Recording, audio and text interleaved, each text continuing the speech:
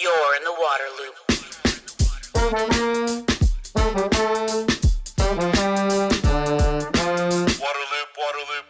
What will water look like in the year 2050? I'm here at the Reservoir Center in Washington, D.C., where a group of water professionals are gathered to explore that question. They're considering the factors that will influence the future of water. They're thinking about how the water industry can plan and act to shape that future.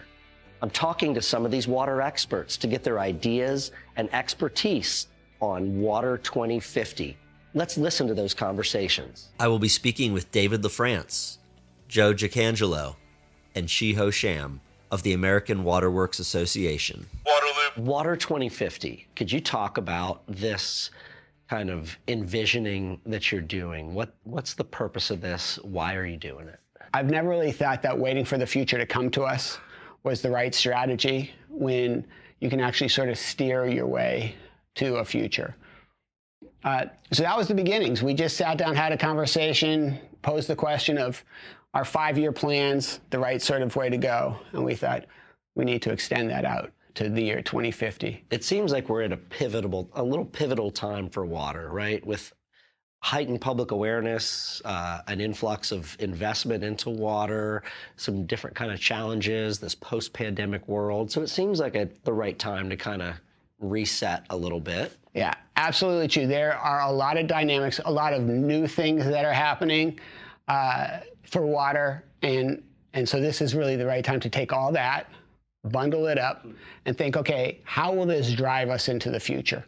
And if the future that we see from that is something we want to make a little bit better, then we should start now, because if you plant the seed, the tree will grow and it will take some time. Do you think the water sector is able to have that mindset, as a whole, to look beyond the day-to-day operations of providing clean water and plan 30 years out, try to turn a ship, if you will, that far out? Well, you bring up a good question. For many, that is a challenge. It's hard because we're all enmeshed in our day-to-day activities and our short-range duties and activities and planning. And so to really reach out, and what we often find that it's difficult to be able to say, okay, what will really 2050 look like? So when we do these think tanks, I always start off by saying, I would like everyone to think about what I call the art of the impossible. And I say, don't think about what is possible. What is possible we're going to do. Think about what is impossible, because in 2050, what we think is impossible today, we are going to and have to be able to achieve again if we're going to meet a sustainable water future. So I always reiterate to them, that's too possible. Give me something that's impossible, and then let's start from there. I love that. Push the envelope, and right, because it's going to be a whole new world in 30 years, that's for sure. With the way technology's going, it's going to be a whole new world in 3 years. So the water community, whether it's drinking water or wastewater, we tend to be very reactive, rather be proactive. When there's a problem, we'll go and try to solve that problem. And so it's continue to do it that way, then I kind of say, like, we end up always chasing our own tail. So it's not a good approach. Can we be a little bit more foresight? And then especially now with Joe being the president, I'm the immediate past president, but this whole idea started in 2021. And so we say, let's see whether we can push the agenda a little bit to get people to become more forward thinking and incorporating also other community within this this exercise. And so, that's part of the reason why we have these think tanks. And these think tanks, not just people within the water community, it's also people outside the water community, whether it's planner, whether folks that are dealing with technology, big corporations. So we want their point of view. And so I think we can learn from each other a lot. So I think that's kind of how it all gets started. We really don't know what 2050 will look like. I'm a big sci-fi fan. So is that like Waterworld? Is that Mad Max? Or is that like Star Trek? I don't know. What would that be? The three, probably. Oh yeah, it could be. So I think to me is that let's just figure out like what is driving us. And then so let's look at those issues, like can we alter some of the pathway? Because I also think is that instead of for all these other drivers pushing us forward, if we can understand what these drivers are, maybe we can chart our own course. Some of the drivers that you're looking at, could you talk about the areas that you're drilling down on that you think are going to be the real agents of change for the water industry? Let me just briefly go over the 5 drivers very quickly. And I only say that, I want to mention the 5 is only because they're all interlinked. You really can't separate them out because one will influence the other, which will influence the other, et cetera. So if we begin with sustainability, that's the key driver. And sustainability, as we know, is what's important for the future in order to have a secure future for our water community. To get there, we're going to need technology, okay? And we're going to have technology that we're not thinking about today. Again, the impossible. We're thinking about technology 30 years from now. Remember, 30 years ago, we weren't thinking about having cell phones that we could speak to and have social media. So we're going to need that kind of technology. But also, we're going to need governance. We're going to be able to, how are we going to govern a sustainable future that's driven by technology? And so the way we look at governance will probably, again, not be like we look at today. There'll be new ways in which we can think about how would we govern that future. And then economics plays into all this, because the bottom line is we need to begin to able to finance what we're going to do and really be able to finance the true cost of water, not the cost of water that we're receiving today, which has a lot to do with delayed maintenance, et cetera. And then finally, social demographics plays a key role. We need to be acutely aware of disadvantaged communities to be sure that we are not biasing what we develop in Water 2050 towards one group or another. But we do pay attention to the complete social demographic atmosphere. And to go into social demographics is really, in my mind, in more depth, is the key to why 2050 is occurring. Why we're going to have these challenges. It all comes down to demographics. And I say that for a couple reasons. If there were 3 billion people on the earth today, we wouldn't be talking right now. Okay? But we have almost 7 billion or so people on the earth. And by 2050, that's going to approach over 9 to 10 billion. It's not sustainable. Our water supplies are not sustainable in the way we use them today. And so demographics is driving everything going forward. So we have to be able to adapt what we're going to do to the populations of where they are and how many people are in those various areas. I wanted to dig into that idea of understanding the driver, the value of that, and what you can do with it. So if you know what the pressures are, what's pushing on you, how it's going to push on you, you can then decide how to react or how to get ahead of that pressure. Is that the idea? That's the idea. Like I mentioned earlier on, population. We know population is growing, right? And so, because of population, we need more natural resources. And so natural resources, we extract resources, including water resources. And so what we need to start thinking about, this extraction, is it unlimited? It's clearly not. So if it's not unlimited, how do we go about to make adjustment to make sure that the finite resource could be utilized efficiently, effectively, and then can continue to support our population into the future? So that's one of the things probably either David or Joe have talked about. We talk about circular economy. Instead of doing all linear economy, you extract resource, treat it, use it, treat it again, and dispose it.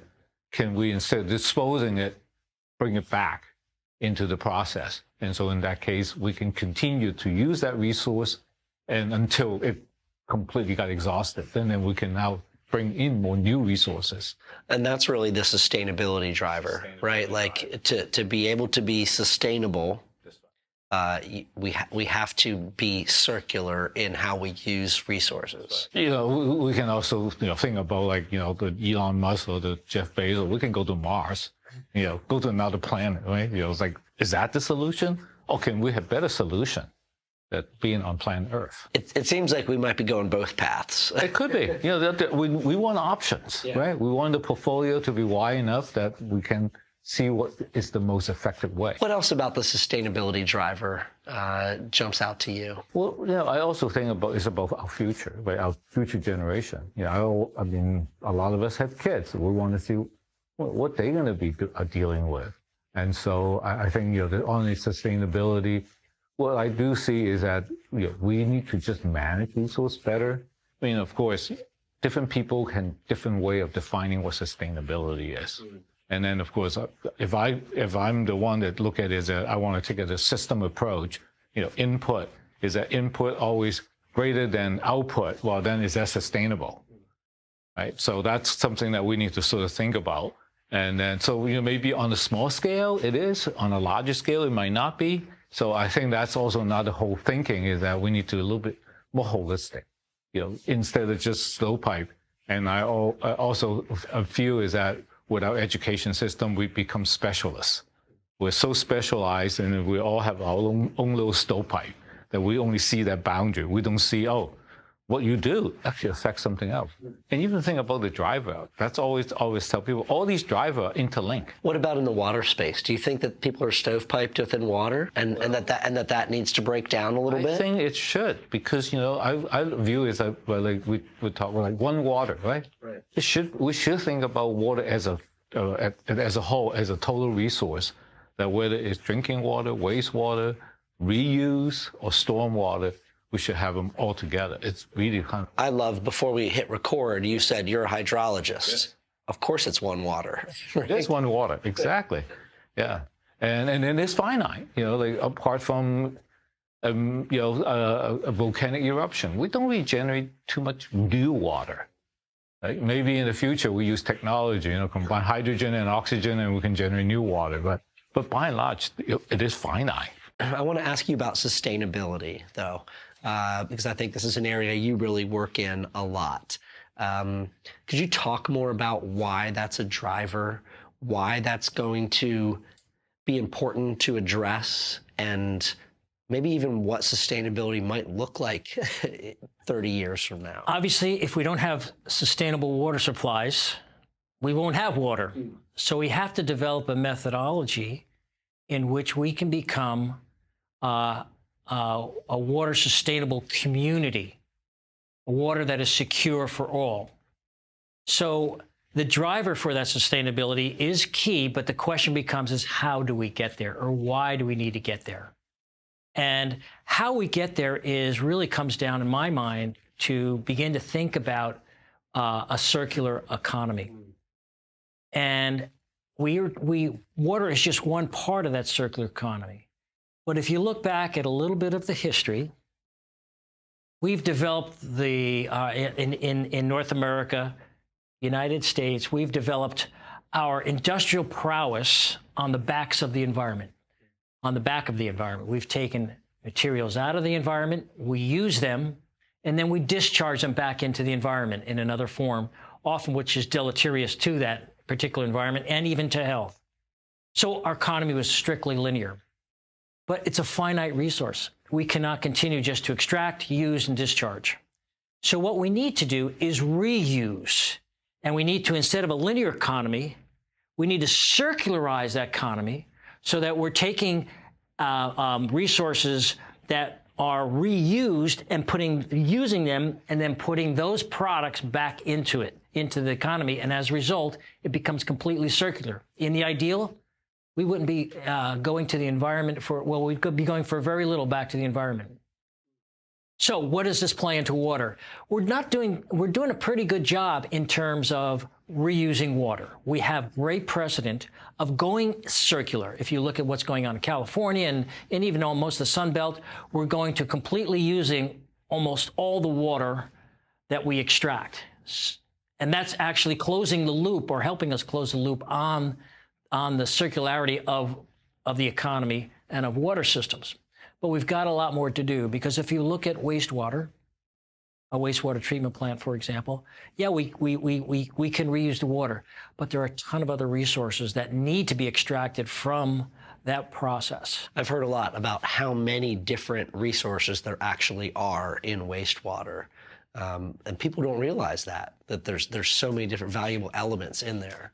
No, you're absolutely correct. Nitrogen, phosphorus, metals, et cetera. But perhaps the most important one is energy. We can generate a lot of energy from the carbon in the wastewater, as well as when we go through the process, we have what's called the digestion, which generates a lot of heat that can be used ultimately for the production of energy.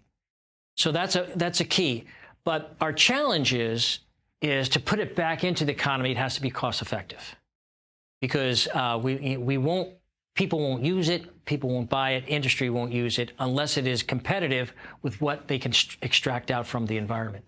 And so that's our challenge going forward. You mentioned water reuse. This is one of my favorite topics. And I'm just really curious, like, what might water reuse look like in 2050? Or what could it look like in an optimal sense if we were able to really implement and expand it? Well, I'll make it very short in a sense. We're using less than 10% of the available wastewater that we generate in this country. 2050, I'd like to see that close to well over 90% of reusing the water. So everything that's wasted gets reused, even in areas that are water rich. I think we're going to see water being reused because even in those water rich areas, because of climate change, some areas will have decreased water use. We know that's happened in many places around the world. So as a result, we're going to be driven to more and more of reuse of or recycling of water. Many states are doing a great job. Florida is the largest producer of reused water in the country, and they're producing on the order of 800-900 million gallons per day. They get plenty of rain. And they get plenty of rain. Right. Yeah, they've got other incentives to reuse their water, right? Technology, both in IT and other forms of technology, is really taking over in the water space. And we see them being bigger players in leadership, in executive leadership, in driving the directions in which we're going to go. And so what's intriguing there is how much efficiency we can have through technology, how much we can advance the science of providing safe water and then clean water to return back to nature. All of that's really, I think, very powerful. At the same time, it's opening up new doors that send off some concern that we have to plan for. Things related to cybersecurity, I think, is really important. And also things related to original knowledge, I think, is important. So when we think about the fact that people go out now to, say, Wikipedia, a product or a technology product that no one trusted when it first came out, and suddenly now today it is the source of knowledge. And sorry, Encyclopedia Britannica, but people of past generations don't know who you are. Yeah, you're going to the recycling bin. Exactly. We used to have it on the shelf at my house, and we'd pull it out, and I'd do my my assignments using that. So now the question is, as people go out to whatever, the Internet of Things, to find out knowledge, if water doesn't have its knowledge out there, people can't find it. So the risks are, if we don't get the right information out, if we don't have the information out in the trusted, authoritative places, then the wrong information gets picked up. One phrase you used that jumped out, you said taking hold, technology kind of taking hold. I know that in the water space, we've talked about tech and data too for like a long time, right? Gotta collect more data, gotta pay attention to this and technology. But now we're at this moment where, like you said, it's kind of taking hold and becoming more part of daily practice. Right. And then the speed of change with technology is still on that exponential curve, right? And we're just in this rapid evolution. So I think some of those things are opportunities, but that's also the scary part too. It's like, how do we manage all this? Right. I mean, when I think back about my life as a water professional, and when I tell this story of my first day at a large consulting firm, CH2M Hill, I literally had a desk in the hallway with a 10 key and a piece of ledger paper there was no computer. There was no cell phone. Oh, there was a dial phone. But, right. you know, so even in that period of time, our dependency on technology, you wouldn't even think about not having a laptop, let alone a big mainframe sort of thing to do your work. Now these are just all tools of the trade. And so that's going to continue on and advance. And I just see the technology leaders becoming the water leaders.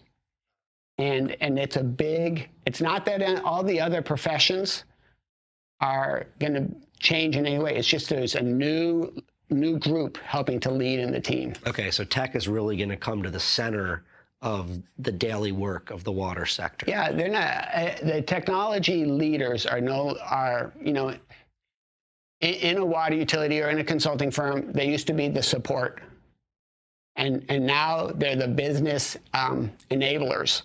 And so I really see that as an important part, and that's why you see so much focus on the incubators and on the exhibit floors of the technology people. So I know that your day job is really focused on technology. Technology is changing just at an exponential rate. It seems like we're at this real pivotal point, if you will. What's your sense on why this is a driver for water and how it's going to be over the next 30 years? Well, technology, as I mentioned, will be necessary in order to achieve ultimately water sustainability. It's going to be, in a sense, the backbone of sustainability in many respects. And in order to get there, what we're going to see is an evolution of various different types of technology that make it much more cost-effective, easier, less labor-intensive to be able to produce clean water that can be provided to our water community. And I envision a time when we'll be going into our homes and we'll have a little readout that comes and says, "This is our water quality today." It's where we're going to be able to see whether it's good. You'll have a little readout that says good, not so good, or call your water utility.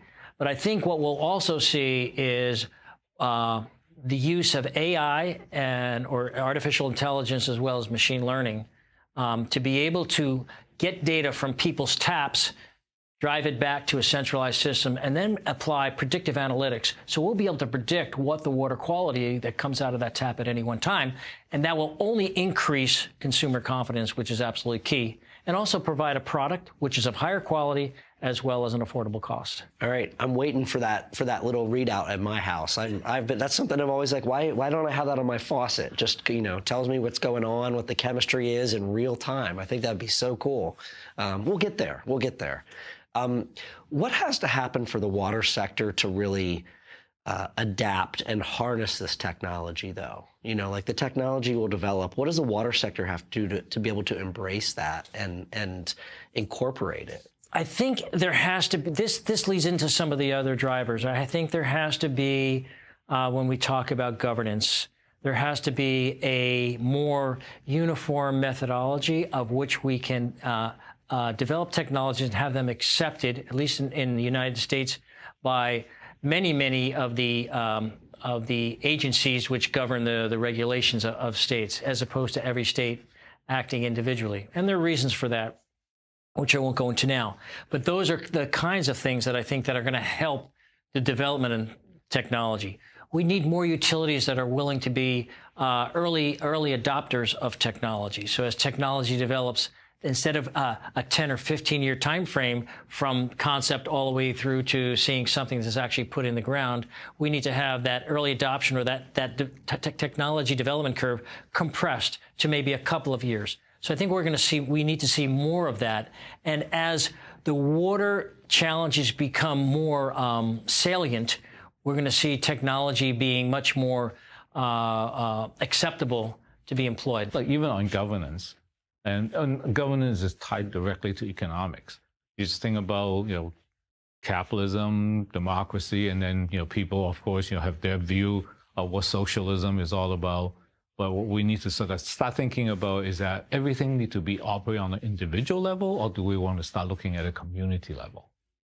So, those are all interlinked. So I see is that that should be having a healthy discussion. How would that apply to the water space? Well, I think, you probably hear about, like, if you go to the United Nations, there's a lot of argument that, water is a human right. Mm-hmm. Right? So, that is pushing to, more the socialist point of view. And I think that, we need water, because my line to folks is that, well, energy, we have alternative energy. What is the alternative to water?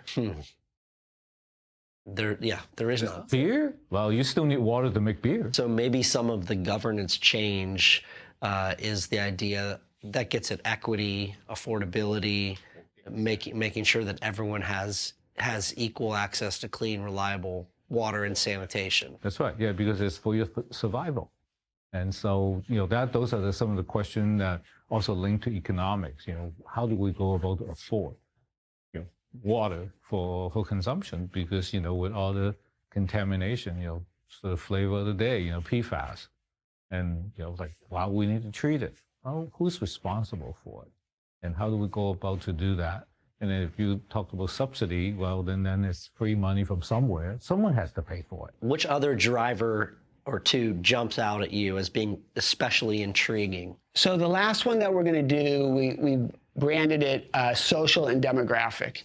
And so the social aspect, I see, we haven't had this one yet, but I see it really focusing in on some of the affordability issues and the social equity issues.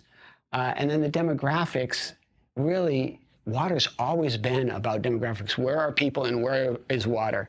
And how do they get connected?